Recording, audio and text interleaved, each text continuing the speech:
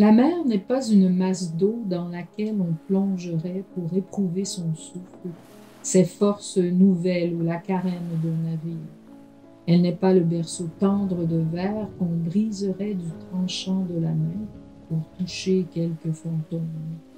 Ni cette effroyable colère assassine, ni cette faim, ni cette soif.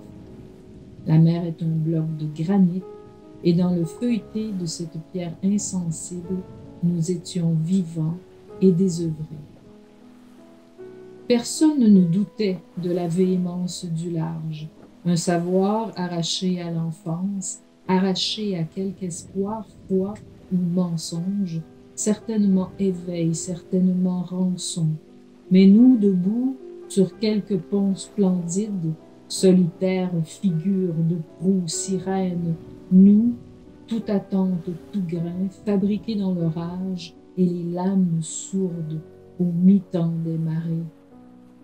Dans le tremblant de l'aube, dupés par la rumeur de la nuit et le travail des hommes, nous nous sommes regardés et nous avons ramassé notre bagage, la soif des eaux et la faim du fleuve contre nos volontés anciennes et nos bouches asséchées.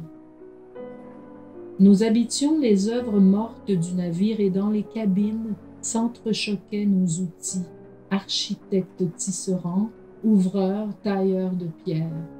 Jour et nuit, nos corps vacillants du roulis, nos corps fourbus aux 1000 membres, nous écoutions les vents, imaginant le dessin du ciseau entrant dans la chair du granit, nos yeux vaincus par l'Est, là où jaillit l'aube comme poisson noir.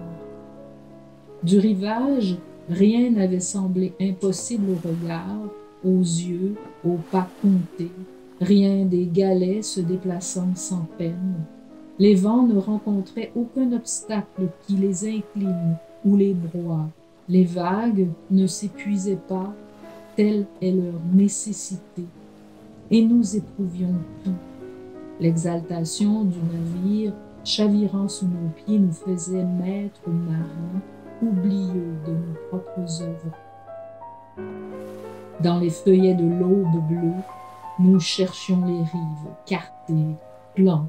Le pointillé des oiseaux sur la table d'orientation était traces et trésors fleurant la poudre noire, la route à suivre, ou le nord. Les autres épaves, navires flottants glacés sous les eaux libres, marquaient les bords du gouffre où la mort attentive et changeante est mer à venir et berceau. Désormais, chaque nuit, nous attendions. Nous inventions en secret des abordages sanglants. Nous étions pierres de taille dans quelques mains habiles, comme ces phares, comme l'écume aperçue dans le gros grain de nos eaux. Et chaque jour, la mer venait nous rebattre les oreilles avec ses vents et ses vagues insolentes. Mais nous étions maîtres et compagnons. Le voyage que nous entreprenions n'avait plus de fin. Aux premiers âges, nous savions cela. Le poids de l'eau dans nos bras était un souffle si léger et si pur. Les impressions restaient vagues, vagues hautes et vagues basses, dans les couleurs changeantes du minerai. Ainsi, le gris, le bleu, le pourpre et l'or d'une invariable marée. Là où les vents, là où les courants verticaux brisent les glaces pour le passage des navires, et là encore, au détour d'une île, nous, tanguant et tanguant, parce qu'il fallait passer au sud, à la pointe du cap, dans l'Orient. En quelques manœuvres, en quelques souffles retenus, le corps et les os s'entrechoquaient, mais nos yeux, pierres d'attente, polissaient les écueils et racontaient voyage. Nos yeux, attendris par la douleur de l'eau et l'amitié nouvelle. La mer, grise de fleuve granit, respirait doucement et gardait elle aussi les yeux droits devant les yeux, levés parfois, longs berceaux de pierrailles, ou corps douceâtres et ronds. Ainsi, de la première expérience des eaux, de la première splendeur libre des mains et du corps de l'île, jaillissant hors des vagues, arraché au ressac. Nous étions vibrants mais inutiles au grondement du navire. Dans les rimes du poème, nos membres froids jusqu'au bout des orteils, froids même dans les œuvres vives où le souffle chaud des feux brûlait le front, où les muscles tendus par l'effort nourrissaient les cordages, les épaules et l'épuisement des hommes. Et là, dans la brume bloc de glace transpercée par le petit matin, la côte. Nous halions cordages invisibles, le corps de métal froid hurlait, avertissant les hommes, réveillant les marées, alertant passage et aube à venir. Nous débarquions parfois pour chercher la nourriture manquant dans nos bagages.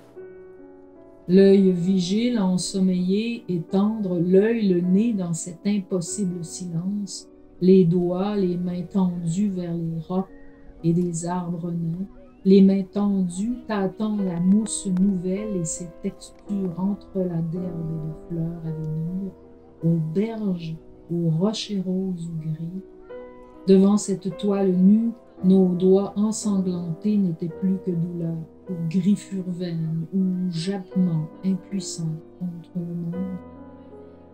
La mousse ancienne et les rhododendrons des chemins invisibles flamboyaient pour notre peau meurtrie, tendue, cherchant caresse et terre à pétrir. Le lichen frais happait le vent au silence des eaux, puis le hurlement du navire nous rappelait à l'ordre. De nos paumes exhalait un parfum de sueur et de sel, brûlure trop vive, et la mer répétée, la mer sourde et folle, s'infiltrait dans les craquelures des plaies pour nous soigner.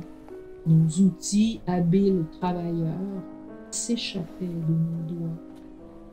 Le navire de cordes de fer et de silex nous attendait, rageur et tremblant, fabriquant ses roches ignées, roi des perles et de la soie marchandée dans l'Orient, le sel, de l'eau, poussière fine gelée s'incrustait aussi dans le feuilleté du jour, fabriquant brume ou arbre ou lac endormi au détour de la route, dessinant le retour.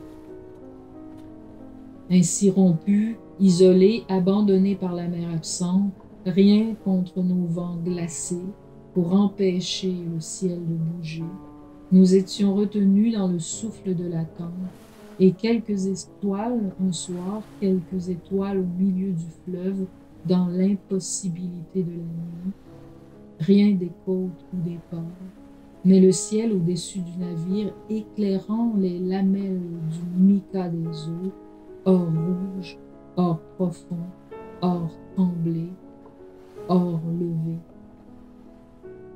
Le poids de l'orage, imaginé par la brume ou le sommeil des hommes, nous berçait hors des rimes du poème, comme cadence au soleil, à la pluie mugissante, au navire claquant cordage. Notre souffle conquis et la gravité du monde dans nos paumes glacées traversaient nos rêves compagnons, nous, immobiles, attendant sans impatience, confiants dans le silence du fleuve.